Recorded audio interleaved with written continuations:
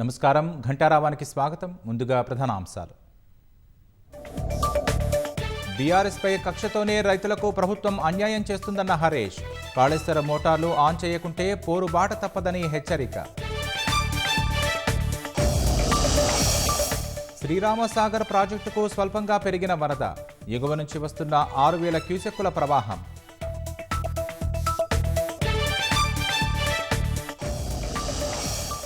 ఆకస్మిక వరదలతో హిమాచల్ ప్రదేశ్ అతలాకుతలం. 75కు చేరిన మృతుల సంఖ్య.